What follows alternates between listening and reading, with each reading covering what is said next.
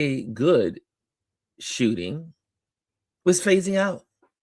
If you realize last week, you didn't really hear that much about it anymore. It was like it was starting to phase out. No one really, you know. So this is the American news media cycle. Is here today, outrage, selected outrage for today, and then tomorrow, moving on to the next thing. And with no further ado, there's Gwendolyn and Elise. They both took the invitation. I love it. I love it when they're here with me. They make my life special.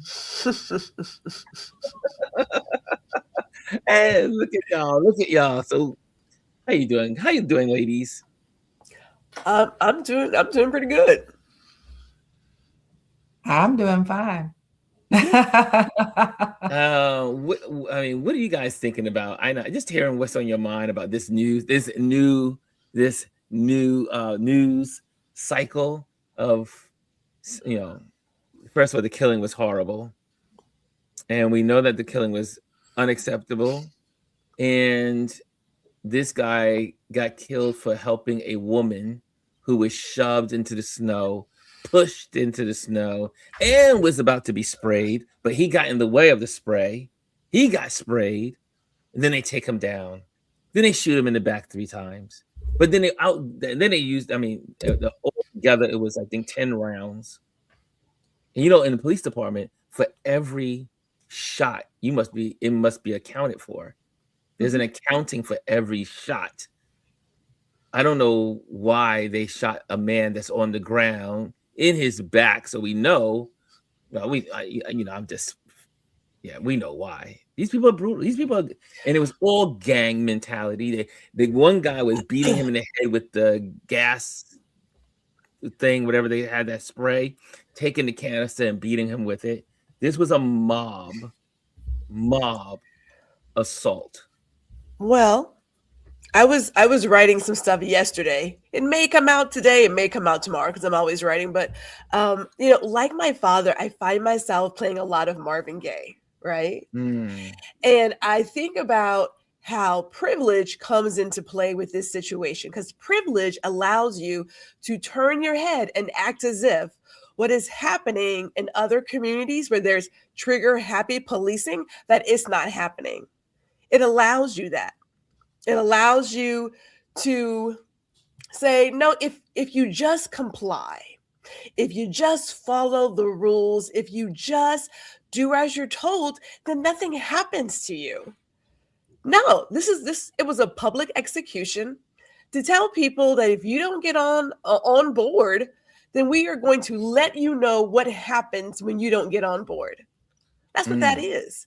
But as I mentioned last time, that privilege is going to erode, is going to go away, right? It doesn't last forever. So all these people who are white folk adjacent, who are thinking, well, my privilege, my money will spare me this. It will not.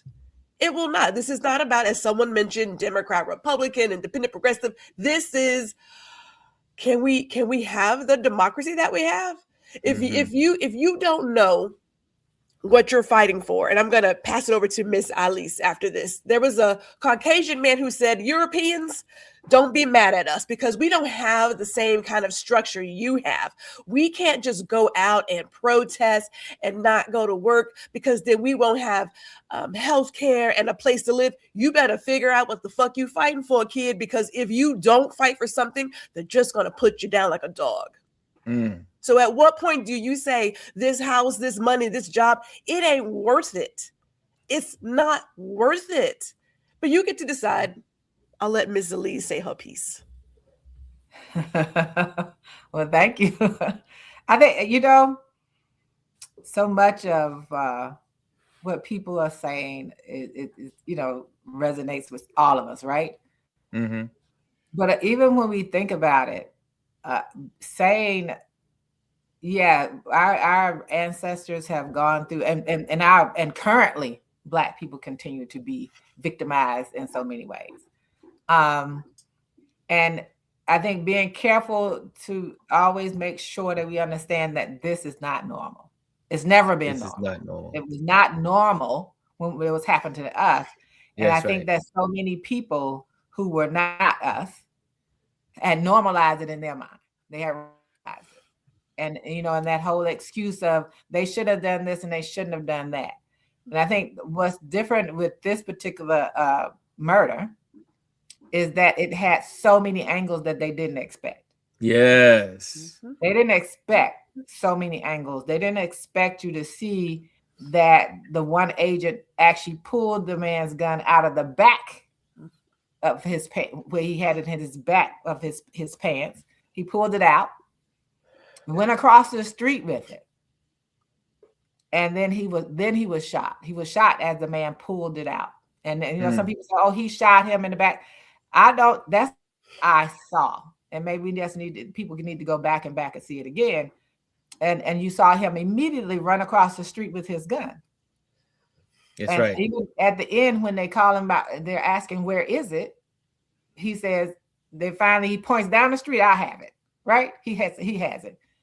And so, and people wanting to not, and my husband and I were having this conversation earlier, there are so many people out there who want to not believe what they saw, and they saw it, and they tell you, don't believe what you saw. And the ones that don't want to believe what they saw, who support this, don't want to believe that this monster in charge of this country makes them a monster for continuing to support and to have supported him in the beginning. That's right. And there's nothing that's happening now that we weren't told from before he was elected. That's right. Kamala Harris said this is exactly what was going to happen. Yes, he did. Retribution would happen. The one Republican who just pulled out of the gubernatorial race said because of the retribution, the retaliatorial nature of what's happening, it's about retaliation of what's happening in Minneapolis, is why he's no longer going to run, because he can't be affiliated with this. It was interesting. He said, and to cut you off, but he said, I cannot look at my daughters and look them in the eye and support what's going on here. But other people like, it took you this long to get the wisdom. But and that's the thing, right? He didn't pull out after Renee Good because the video that wasn't as dramatic, right? And it wasn't as many angles. The one woman, I hope she's safe. I hope she's not one of the ones they took into custody. Right. The one that had the video on that side. Yes, we were praying. When we saw the video, I think I was with Adrian and we were sitting on the sofa. I said, oh my gosh, I hope someone protects this woman. Someone, because when we saw the video, we saw, because the person that was filming in her direction and she was filming in their direction, back at the camera, but she was like right there. I mean, and I was like, God, protect this woman, that they don't, take her away, because she had, talking about front row seats. Right. She was right there on the curb, right there. Right. And he was trying to, he actually protected two women. There was the first woman that he put his arms around, and then there was the second woman that was on the ground that they were getting ready to spray. So he protected two women before he was murdered. And I think we can't normalize any of this. And we have to hold people accountable for what they participated in. And if you voted for it, you participated in it. If you were amongst the 34% that did not vote at all. Right. That's right. You cannot turn around and say, I didn't vote, so I'm not responsible. Yes, you are. Because you voting is all that is your superpower. And that's why they don't want you to vote. That's right. And so we have to keep, as Ron, as you said, it's gonna die. We can't let it die. That's right. It's up to the citizens not to let it die. Media is definitely not going to. They've proven that they're not going to keep it circulating. No, exactly. And we do. I agree. We have to find those things where we can find the balance, how we can do it, but understanding that these are uncomfortable times. We're not going to be able to find a 50-50 that balance if we are humans and our humanity comes through. We're just not. We can't sit and think that we're going to be comfortable, because if we don't see it in our waking hours, we'll see it in our dreams. Mm. Yes. It'll always be there, right? And to understand for people who, and I watched a video of this one guy who was a part of the whole Christian right movement, and he played a major role in it. Watching his video and him now saying how, he sees the errors of his ways. When you're not walking, or a Christian, and you're not walking according to everybody who profess that, and you're not walking a Jesus walk, you're part of this. Yes. Your judgment, and we're going to call it judgment because people want to call it morality. This is judgment, which is one of the things, if you've ever read the Bible, your job is not to judge anyone, because you have so many things that you're guilty of. This is pure and simple judgment. And so stop trying to rationalize it. Stop trying to make yourself not realize what you've done. And that's what so many people who support it and continue to, who voted for it and continue to support it. That's why so many of them want to end that they didn't see what they saw, because if they saw it, they'd see themselves as the monsters who elected monsters. That is head on. That is hitting it on the nail, hitting the head on the nail. And Omar, I'm gonna let you on, but make sure you turn off your background noise so that way we can get all the noise in the background from the show. Yeah, I just said part of me was just like freaking. I just wanted to be. I was so outraged. I mean, these things happen, but when you see the blatant stupidity of these evil men, I mean, they're just evil. These are just, and this is what happens when you put allegedly Klan members, white resistance, white supremacists. Some people don't like to use that word. White nationalists, the whole list of these people in these ICE uniforms, and they get to live out their fantasy by hurting others. But what is becoming more apparent is that not only are they hurting people of color, it's like in lots of the news reports, they're saying if this is going on in public with a white woman and a white man, what is going on with the people of color? That what are they experiencing in silence, in the darkness? Because there's no one advocating for them, and they're not being filmed. Let's go back to that last statement. Clearly, what has happened to Black people has always been televised. It's true. It has not been hidden. They've been very overt. We've been hung from trees. They've enjoyed meals watching us be killed. Yes. It's always been a Rodney King. It's never been hidden. It's just that the majority of white people, and those as you sit and you want to say we didn't do this in my ancestors, you lost it. You didn't vote against it. If enough of you all voted against it and resisted it, we wouldn't have this. So it's always been visible. Always. And and I didn't want to interrupt you, but even it made me think about what I have constantly said and what Gwendolyn and I have been saying. We are all in the same bucket. Yes. Alex is in the bucket that we were in. He's in that bucket. Renee Good is in that bucket. All of those people who are not rich, wealthy, white and male, straight. May I add one more thing before Omar shares his? We've said it. If one person loses their civil rights, every single person loses their civil rights. Absolutely. It only takes one person to lose it for all of us to lose it. Said that. This is like the longest episode of I Told You So. Right? I will let Omar get his words in. It's been a minute since I've been online, so I apologize for all the technical difficulties. I'm struggling. It's a Monday after a snowstorm, or if you were in an ice storm or whatever. We're Yeah, all home. they let us stay home today. I can't even get out of my apartment. So, So, what's on your mind, bud? I'm constantly dealing with the new norm.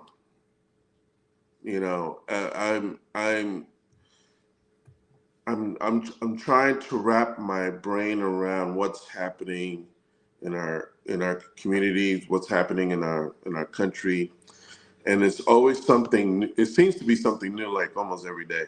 Every time you turn on the news, there's a new killing, a new shooting.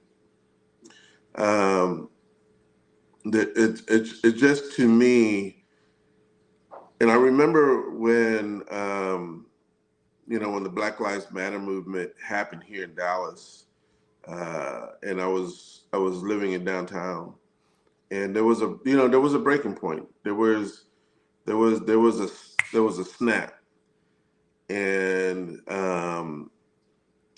we didn't let this, meaning us, we didn't let this fester too long. There was a expression, there was revolt, there was anger, there was marches, there were speeches, but then there was also actions.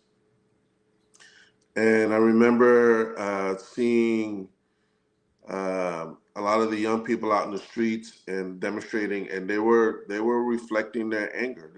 They were responding to what was happening at that moment. And I'm watching, obviously in Minnesota, I don't see a lot of, obviously, us out there on the streets protesting. So I'm wondering, just a question, when do you think that snap is going to happen, that fire, just like George Floyd, will happen across the country, and people will react accordingly to what's being, what's out there right now? What do you think? What is your how are you handling this, and how are you seeing this going to be composed in our communities? Well, if I may say something, I know, and we're going to just, Adrian has a question, and we're going to address that. I think I really believe there's going to come one of these incidents, and it's not going to be an individual, but there's going to be multiple killing or murders, or unaliving of people. I think there's going to be one person or several people just gunning down multiple people. And I think the visuals of that may awaken some of the others that are asleep. But I have a hard time, unfortunately. My bias of that the white community, unfortunately, does not get it. They never get it until it's on their actual doorstep. And yes, there's lots of white people out there protesting. There are lots of people out there protesting from many backgrounds. Black folks are staying home in a lot of cases, with many reasons why they're staying home from these protests. But I think for the rest of some people are just so desensitized.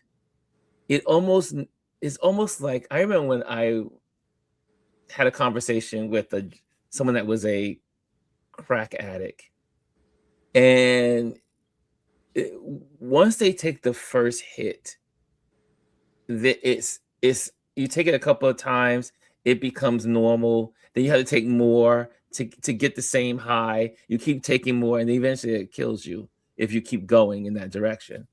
I think the American public is the same way. I think the American public, we have death all the time. That has become our norm.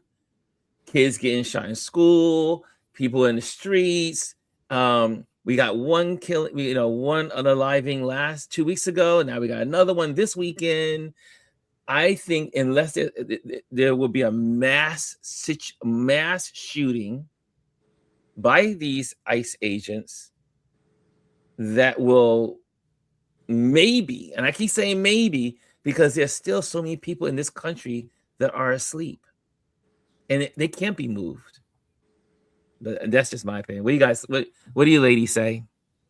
My thought is this. So I'll start with my quote.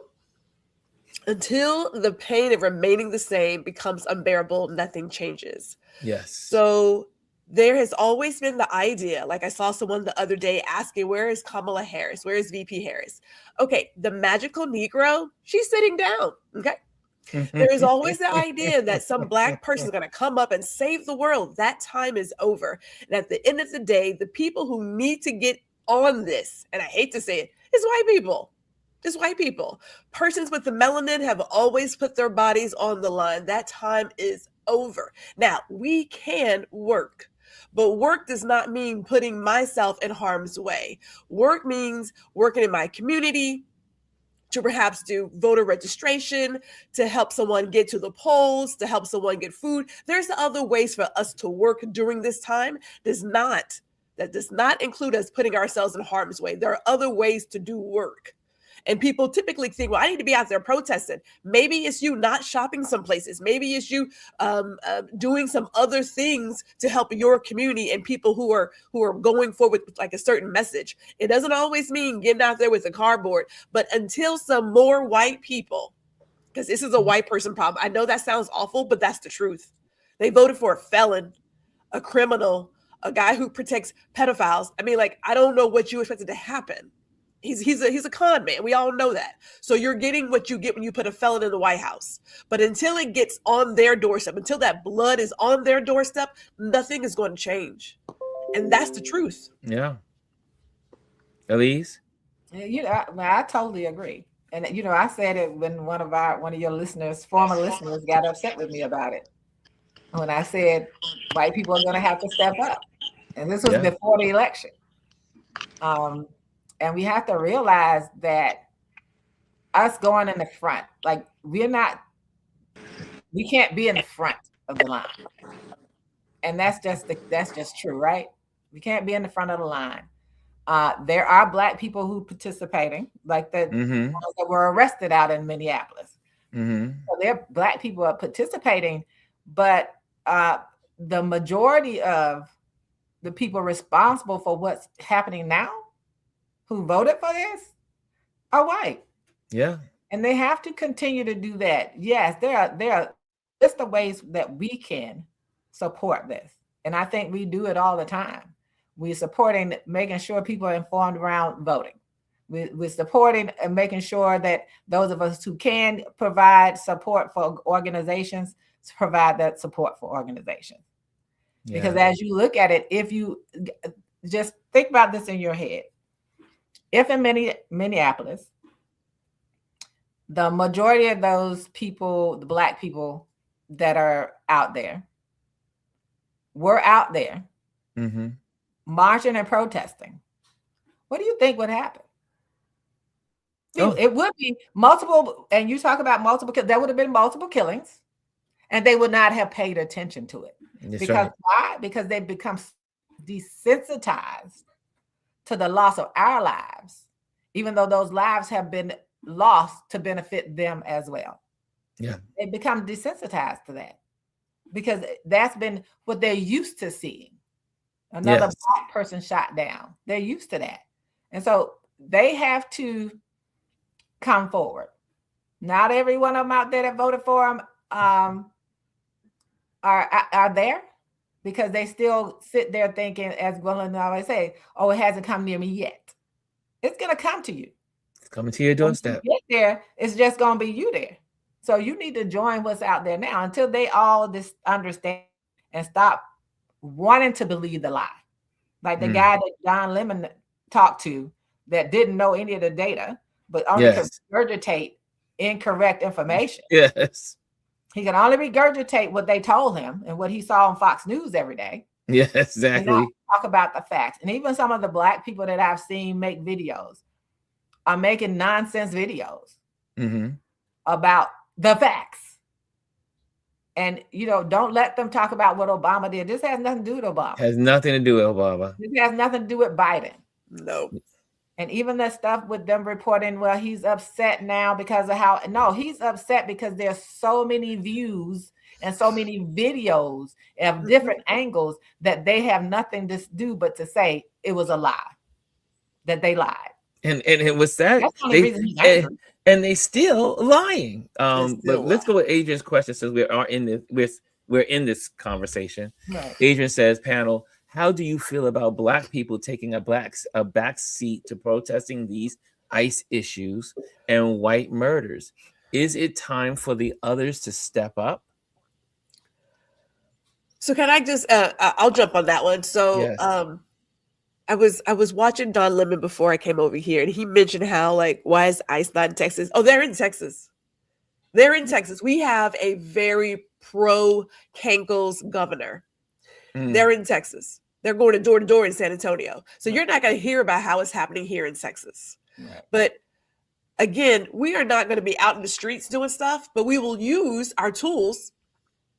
So if you're on Google Maps and you happen to see a ice storm, yeah, because they are literally taking everybody off the highway. I went and verified it. They are taking them off the highway and then running them through the commercial way station. Yeah, that's real. So Right. there's other ways to do stuff that, again, does not put our bodies in harm's way. There's other things you can do. You get the word out. You can find all the ways to talk about how to make someone aware of ICE being in your area. There's other things to do. But until all these other people Right. get up and start fighting for the change, like, people voted for change, they just didn't realize what kind of change that they were getting, or maybe they did, because there are a lot of folks who want to see people deported from stolen land. And then it was like, but wait, that's my wife. It was the whole idea of, if it happens to someone else and not me, well, yeah, you voted for this. You're part of the problem. That self, I can't even think of the right word, honestly. I can't think of the right word. Yeah, it blows my mind. Go I'm ahead. sorry, when you because you're saying these, when you see people that were, and they and it's still, again, when they did the poll this weekend, 24% of Americans are still with this. So that means a quarter of our population is still with this. And that's the crime. That's the insult to our 24, and that's not including the other ones that said we don't know. Yes. So it was like 18% that said we don't know. Well, Are you with this? We don't know. Can I mention something that Miss Ali's mentioned on our show Friday? And this was after hours, right? The Yes. whole idea is to overwhelm you emotionally, visually, mentally. It's to wear you down to where you clock out. We know that. It's coming from you at all angles. Every day there is something new that you can talk about. You're like, okay, I can't. Well, you cannot clock out. You So as I mentioned to Ron, we talked about celebrities. I don't like using that term. I'm with my husband now. These are the people who have a job that's in the limelight. Right. We More have visible. more power Yes. in our own voice than they do. Yes, I get that they have a huge platform with tons of folks who are looking at them, but the power happens in each individual circle. When you talk to your loved ones, your family, your friends, the people that you work with, when you talk to them and you put it in front of their face and you give them accurate data, when you show them what's really happening, you have a bigger chance of getting them to understand what's happening and to get active than somebody who's out here on Instagram or any other platform. You have more power than they do. We have to use that power. Take the time to have the conversation. And it may feel funny, uncomfortable, but here's the deal. You're going to have to get into some trenches. You have to have an open mind and not be judgmental. Let somebody bring whatever they don't know to the table and have this conversation. That's where change happens. That's where the work is happening. Yeah. Yeah. And that's exactly what you have to keep doing. Can't if you notice now you have, after this second murder, you have organizations and people speaking up that have larger platforms. Now you have it. Why did it? We can't sit and wonder why did that take long, right? So what we can do is to make sure that we keep informing people, that when things happen, use what our little platforms can do when we do it. As I said, use it as a tool and not be used by it as a tool. Those are two different things. So circulate those things, get that information out, call relatives who are in these places. You know, I have tons of relatives now that are now in Texas and friends. Yeah. Don't let me find out you're not voting. We're going to have a problem. Or you voted the insane way. And for that 24%, Rhonda, I'm still going to say it. Some of them are just willfully ignorant. They don't want to know because they know. And then they have to admit that they are responsible for what's going on. That's something that, and I tell my husband all the time, it's one of the hardest things to get human beings to do is to hold themselves accountable for what they do. They don't want to look in that mirror and say, I voted for this. I am responsible for what's going on. I am a part of this problem. And then they have to be willing to say, I have to change. And they have to make those changes themselves. You know, it's 24 now. Last week it was probably 40. But it dropped because you can't deny, they cannot deny the truth in this particular murder. That's right. There's too many angles for it. So too many angles. So I said, and guess what? And I guarantee you there'll be some more. Because there's somebody sitting that took pictures and was, because I watched the whole on MS, it was MS Now. They had one of the reporters and they let it run, I was shocked, throughout the day on Saturday of the protest, leading into the situation, and then after, and they had the yellow tape up. And the yellow tape is where obviously the protesters were on the other side and the ICE people were on the opposite side. And out of nowhere, the ICE agents decided to go after the protesters, which did not breach the yellow line. Okay. They did not come across the yellow line. They just remained respectful. They protested, they yelled, they screamed, they did all what they were doing. It was peaceful. They did everything they did. And because they were peaceful, I believe, they wanted to agitate these people. And then they went and started pushing them back and went through the line. And the guy and the woman was saying, why are you doing this? We did not cross the line. Because, Ryan, you got to remember the narrative they've created. They want to create the administrator has created now. They've created that Portland is out of control. Yes. It's on fire. In Minneapolis, they're doing all these horrible things and they're attacking our agents. So I got to provoke you. Yes. I have to provoke you so that their narrative doesn't seem so wrong, right? So, but I do have a message for some people and hope that these people see. So as I get closer, this is to the relatives of the Black and Latino community people who their family members are ICE agents. Oh, don't get me started. Oh, I don't know how you could be a person of color. What are you doing? What are you doing? What are you going to do when they say thank you and they start coming after your family? Because they will. How are you sleeping? Oh, so you're benefiting now because, now my husband, my brother, my sister, they got all this money. But what does it benefit a man to sell his to gain the world and lose? You're not even gaining the world. You're not getting nothing but $50,000 or whatever trinkets. $50,000 and whatever else they're paying you so that you can kill people who look like you, sound like you. And if they were to check your papers, they would get rid of you. That's right. So this is to y'all. Look at yourself and look at your family members. Out them. Let them people know that they participating in this.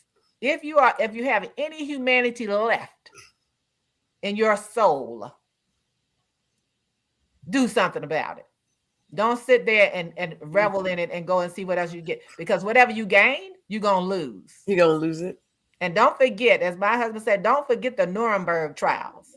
Because there will come a time. It's going to come. I said they're going to pay for this. They're going to pay. And you will go down with them. There will come. Your time is coming. When the Gestapo, after the war, and they, to this day, they're still tracking these people down. Some of those folks that did what they did. And they're 90 years old, 95 years old, and wheeling them into court and putting them in prison. They will get you. You will be caught. And but again, these people are stupid, ignorant, have no knowledge of history. So they don't think, oh, he's gonna, if we are arrested, we'll be pardoned. But as they were saying this morning, is that states are now a lot of the AGs around the country are now coming together and finding ways that they can convict these people of crimes, state crimes, so that way they do not get, expunged or whatever the case may be, or pardoned. And you see what Lisa put in there? I think it was Lisa put it in what Texas and Florida is doing about barring the American Bar Association. We don't have time for that today. But I'm saying, what does that mean for you when you go and find your lawyers? How is that impacting people's leads to attorneys and getting information? We have to think about those things, because all of it is about, we know what it is about. So we know this is about the three things: money, power, and control. Yes. And how do they accomplish that? Through fear, intimidation, and keeping us divided. Yeah. I have to invoke Fred Hampton at this moment. 21 years old, murdered because he was starting to get people from diverse communities, poor white people, Hispanic people, all to come together. That's when he was murdered. That we are all in the same place. And that's what it's going to legitimately have to take. It's going to take those people to come to come together. And it's going to take, and I think Adrian said it too, you white people, you got to take this lead. You got to keep being out front. You got to come out there and fight it. And then you can't not, every time anything happens, I told my husband this morning in bed, I said, every time something happens with groups of people, the first thing they say is, we're the Black people. Yep. Yes. But we told y'all, we have shown you all, we have lived it, and we died for it. So you can go and look at the videos. We don't have to be out there, but you can look at the videos on how things work and what strategy they use. Mm-hmm. So it's not a safety. We have the blueprint. This one man said something very interesting on the video. He said, until we stop saving our oppressors, yes, we will continue to be oppressed. Mm-hmm. Well, it's the same thing like that ICE agent that was trapped, and the black guy was trying to get him through and try to help him. And I don't know if that was a real AI. No, he wasn't an ICE agent. He was a pro neo-Nazi influencer who wanted to hold a rally to offset all that's happening in Minnesota. And the Minnesota people were like, "Yeah, not today, Satan!" And this black guy jumps in to help him because they were coming for him. They were coming for him. Like I said, I get it. I don't believe in what these people believe in. I don't believe in that kind of hate. I'm not that mediocre. I believe that I can shine bright and you can shine bright. It's not a zero-sum game. But I do believe they have every right to express themselves without violence. They have every right to feel the way they feel. They have that, But the moment you take that away, so the people who are protesting, and rightfully so, they have every right to protest, every right. But this regime, you cannot have that. You can't have people who are free thinkers. You can't have it. So all those people, and there's a lot of people like, well, if they would just comply, if you would just, that's a no. That's a no. You're going to have to fight for something. And some people don't, because you've never had to fight for anything. Your privilege allows you to get the benefits from someone else putting their self and their line and their family. Yes. And You've more, never had to fight for something. You're going to have to fight for something. At the end of the more, day, and more importantly, they never had to die for anything. it never had to die for something. People died for this. People died for your civil rights that they're now trying to strip away. They died for these voting rights. People died for this. And so you never had to fight for it. You never had to die for it. And, you know, and yes, they protected him. Would I have been protected him? I probably would not have, but you know, but sometimes you have to think about it this way. If they come into your house and they start tearing up your stuff, what are you going to do? Throwing bows. So when you come in the middle of something that people are doing, and they do it in DC all the time. They come into the middle of where people are trying to be peaceful, and they walk up in there and they start doing all sorts of things and calling people all types of names, and then they want someone to save them when things don't go as they thought, because they were so arrogant to think they were untouchable. Mm-hmm. These are not untouchable times. And if you go into a place like where there's been so much harm being done, Minneapolis is a place where there's so much harm being done to people. Mm-hmm. They are mentally and physically exhausted. They are exhausted. But they cannot afford to sleep. They have to stay woke. They have to stay informed. They have to stay vigilant. They have to stay in the streets.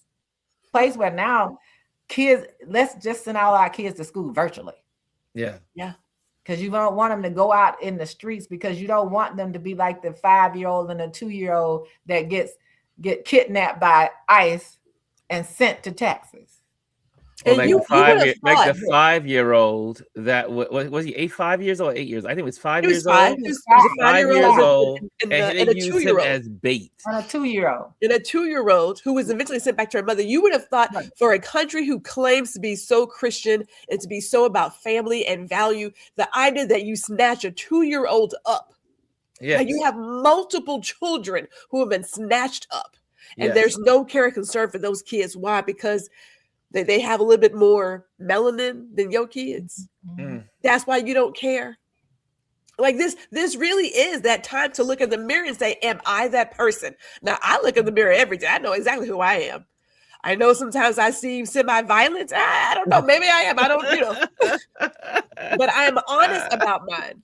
I'm honest about how I'm thinking, how I'm feeling. I'm honest about it. This is that time to say, am I the person who really believes that people who don't look like me, who don't worship like me, who don't dress like me should be harmed and executed in the street? If you are that bitch, wear them shoes. Right. If that's you, that's you. Yeah. And like I said, with me, if I am in a situation where I have to be physical about something, I know I would be. Am I going to go out and look for it? No. I'm not going to create that, because my core is peaceful. My core is peaceful. And a lot of people, and I think back to one of the colonizers in Africa. He said the biggest thing about the Africans was that they were so peaceful. They're peaceful. That's what Columbus said about able to do it. That's what Columbus said the same thing. People in this country, the First Nation people in this country, because they were so peaceful. Yes. That they were able to do what because they knew that they could destroy them. Yes. They could take stuff from them because they were willing to share at that point in time. And I think, we have to think about what we're able to do. And we also have to make sure that we don't become the oppressors. Yes. Yes. That's what we have to make sure. We don't become who they are. And unfortunately, so many people were becoming that. Yes. So many people, especially when it came to Black American people, there's so many people who have come from all over the world who wanted to also become the oppressors of us. Mm-hmm. Mm-hmm. Not understanding that their access to the things that they have access was because of us. Mm-hmm. And I think that's where we have to be careful. To not become the oppressor. And it's not about Michelle Obama's, you go high, they go low, we go high. Nope, I'm going straight to hell on some things. We ride shotgun, Miss Alice. We ride shotgun. As deep as I can, I'm going. You guys hit it all in the nose. We have to stop being reactionary. You got to be proactive. We got to know what's happening. And I just wish I'm hoping that some of the people, I mean, this is the street. I mean, I should say the street. The folks here, people are in and they're doing what they're supposed to be doing. I just wish, I'm hoping that our congressmen will awaken and become more participate more in this.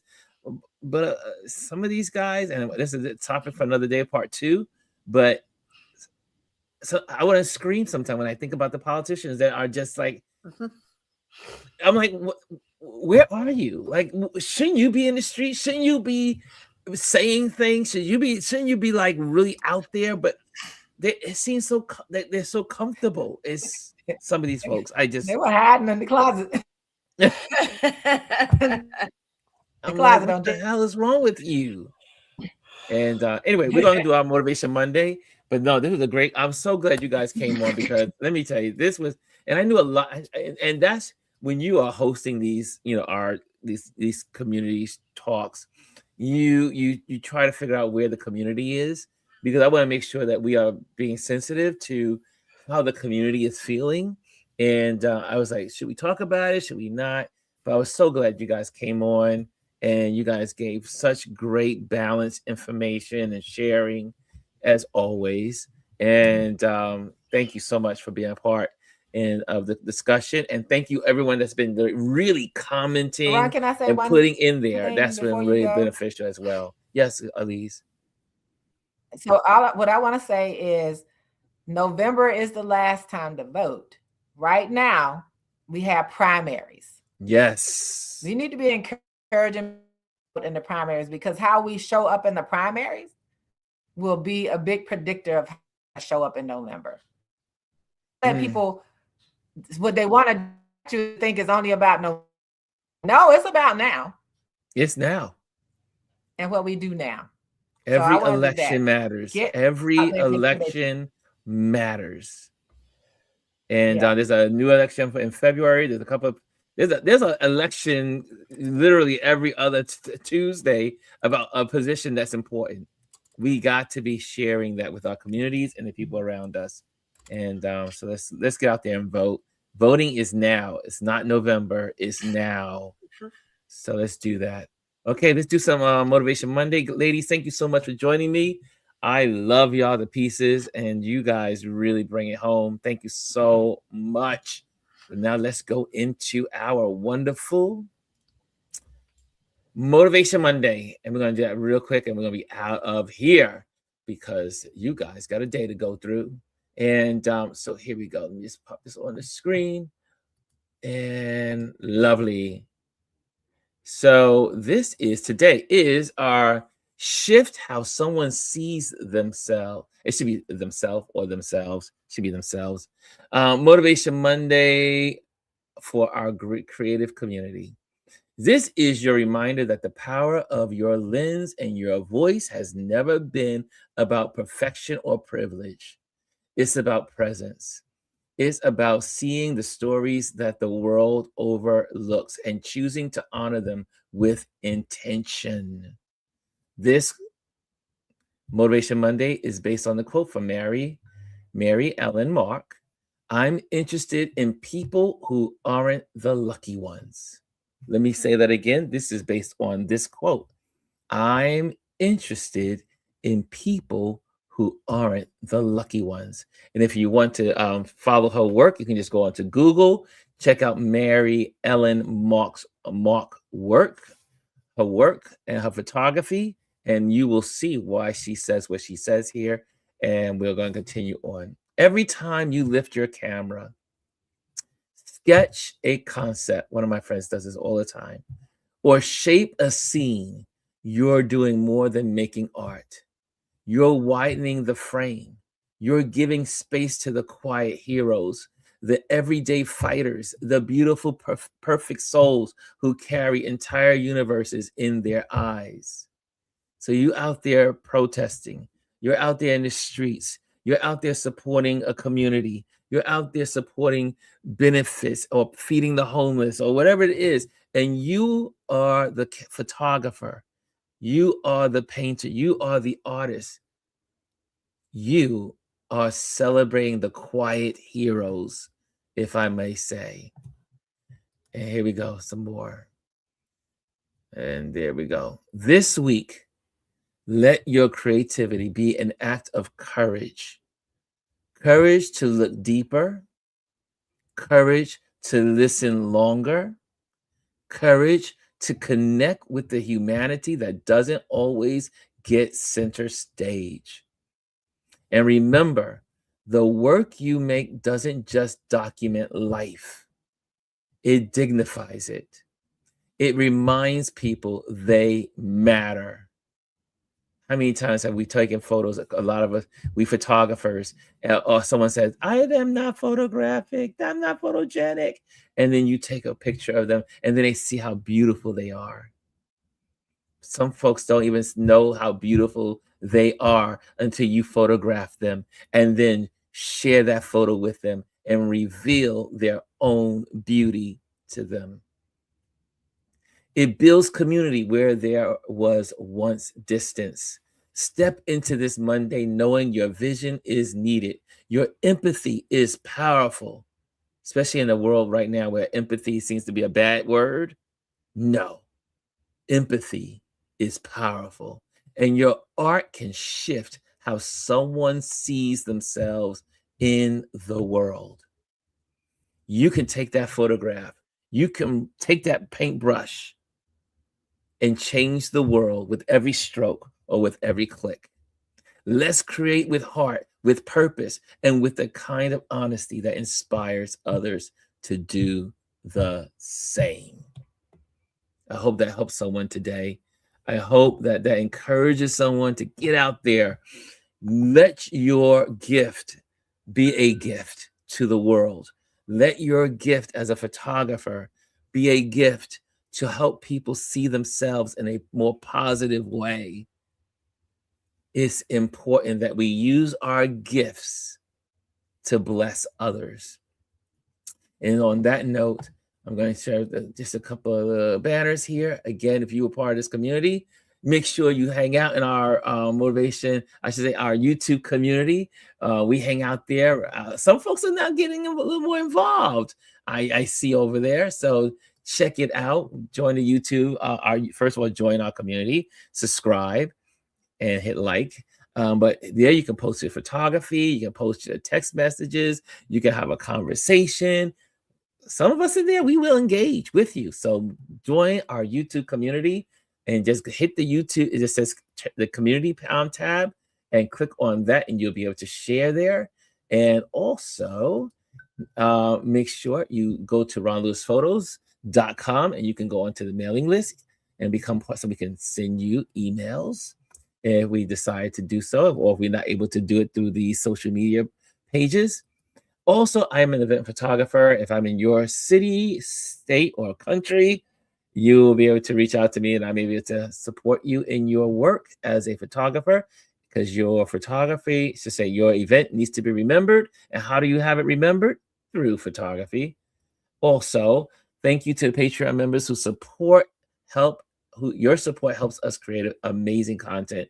We are so thankful for the Patreon members that are part of this community. And if you want to become a Patreon member, this is the QR code. I'm changing it right now. You can join the Patreon community, become part of the Patreon community that supports what we do here. And everything that we do on this page, you can find some of the links in our Patreon community.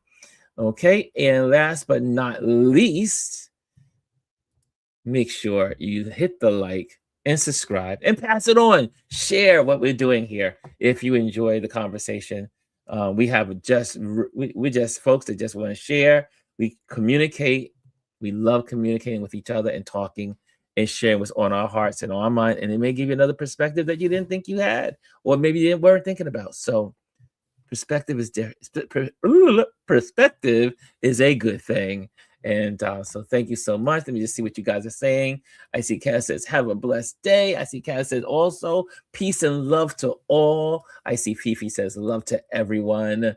Thank you, Fifi said, beautifully said, Ron. I see the love. I see the hearts. I see the hands. I see the applause. And Dr. Taji says, indeed. And then Tanya says, what a word. And so true. But let your gift shine. You can change the world, and you can change the world one person at a time. So guys, have a great day. Enjoy this week. Be motivated and motivate others. Later.